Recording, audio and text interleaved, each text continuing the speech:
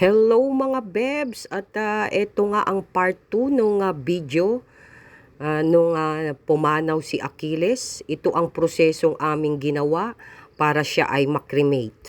Si Achilles ay alaga ng aking anak na tinuring niyang parang anak. Na kahit maubos ang sweldo niya ay talaga namang ibinibigay niya ang lahat para kay Achilles. Mamahaling pagkain, damit at kwintas. Kahit sa gabi lang sila nagkikita ni Achilles dahil gabi na rin siya nakakauwi galing sa kanyang trabaho at ako naman ang kasama ni Achilles sa buong maghapon.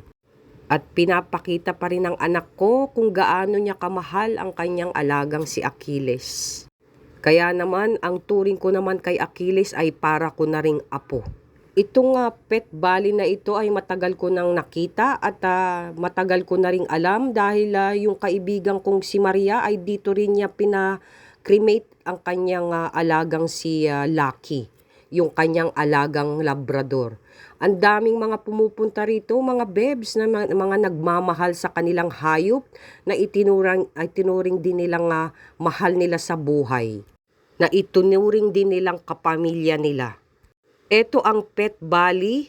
Maraming nagpupunta rito mga bebs dahil may mga nakausap ako na galing pa sila sa iba't ibang lugar malalayo, Bulacan, Guadalupe, Makati, Quezon City at kung saan-saan pang lugar na malayo dito sa Cavite. Dito yan malapit sa amin sa Silang Sapook mga bebs.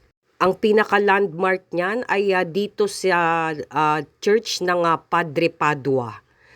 Pagdating mo sa Padre Padua Church ay kakaliwa ka at dedire-diretsuhin mo lang yon at matutumbok mo na ang Pet Valley. Napakasalim ng place at iniintay ko ang tawag ng information desk officer para itanong kung anong klaseng services ang ipapagawa ko. At ayan nga, kinuha na nila si Achilles, mga bebs, at titimbangin para malaman kung magkano yung aking babayaran. Alas 5 nga ng umaga ng August 31 ay nalaman naming patay na si Achilles at ginising namin yung aking anak at napabalikwas siya sa kanyang mahimbing na pagkakatulog at sobrang iyak siya ng iyak mga bebs. Ramdam ko yung nararamdaman ng aking anak at hindi niya maiwan si Achilles, nandoon lang sa box. At ayan nga ang columbarium mga bebs, lahat yan na makikita mo may mga kanya-kanyang pangalan yan dahil dyan nililibing yung kanilang mga abo or ewan ko kung ano ang gusto nilang services na ipagagawa.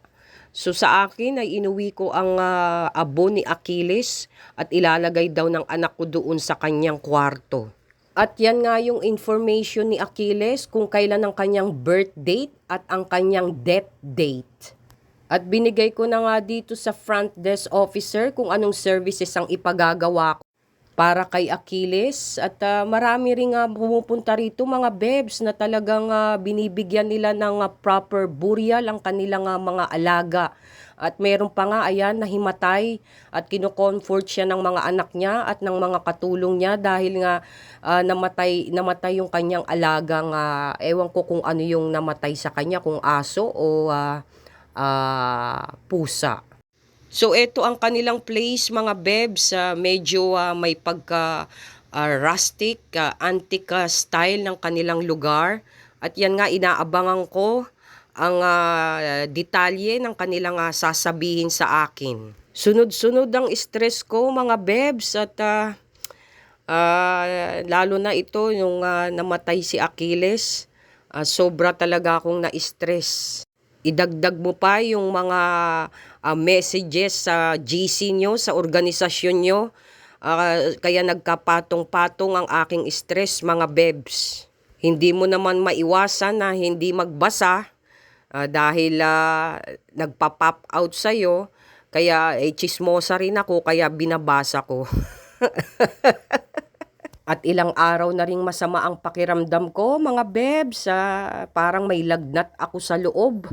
At eto nga yung mga earn na pwede mong pagpilian, mga bebs. Pero ito yung kasama sa package na 6,000. Yan ang kasama. May pa-picture, may may candle, may bag At saka yun nga yung mga package na kasama doon nung ibinigay na sa akin yung mga remains niya. Yan bahala ka nang mamili dyan kung ano ang preferred mo mga bebs. May additional lang na babayaran ka. At eto nga mga bebs, tinawag na kami for viewing. Dito ang kanilang viewing bago nila i-cremate ang inyong mga alaga. Ang inyong mga mahal na alaga sa buhay. So napakaganda mga bebs. Ayan ang kabaong na pinaglagyan ni Achilles at mamaya ay bubuksan yan para ma-view mo bago siya iakyat sa taas. Napakabait ng mga staff dito mga bebs at parang ramdam na ramdam din nila ang pait na nararamdaman mo sa pagkawala ng iyong mahal na alaga sa buhay. At yan ang kapaligiran dito sa viewing room. Napakaganda mga bebs, very calm, lalo na kung marami rin kayong mga mag-view na kamag-anak or friends. Pwede kayong i-accommodate dito mga bebs. Para kang nasa loob din ng simbahan.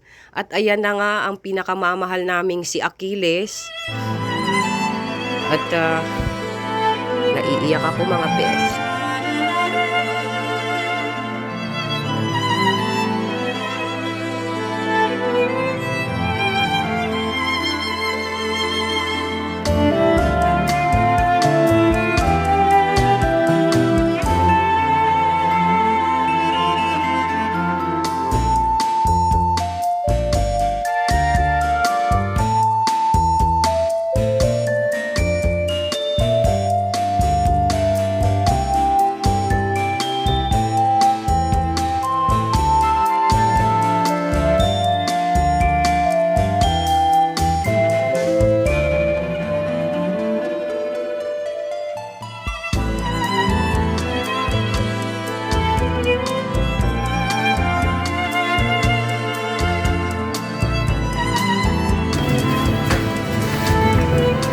In the memory of Achilles.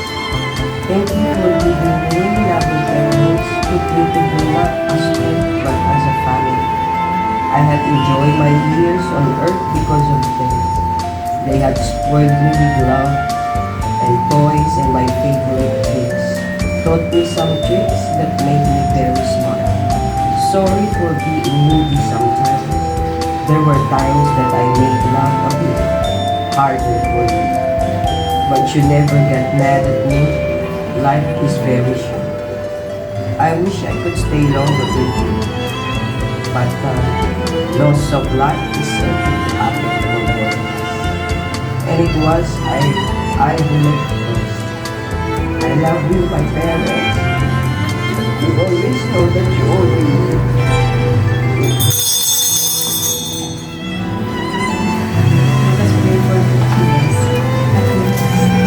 Prayer for the departed one.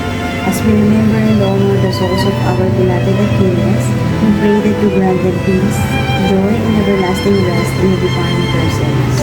We thank you for the precious time we had with you. During the earthly journey as we gather today, we entrust them into your loving hands. Amen. Singin ko kung kayo ay nakapagpaalam na kay Achilles, tatasin natin ang casket niya para masingin natin.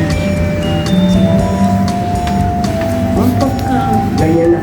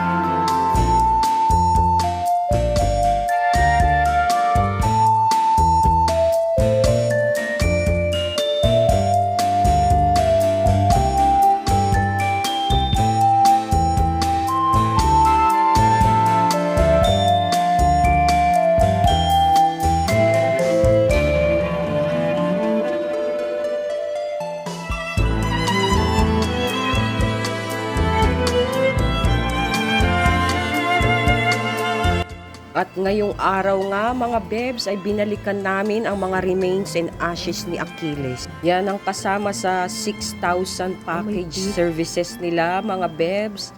At maiiuwi mo na ang mga alaalang iniwan sa iyo ni Achilles. At meron siyang picture, may pakandila.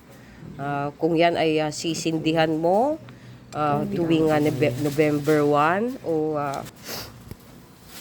bahala ka na. At eto na si Achilles, home sweet home, may Achilles. I love you.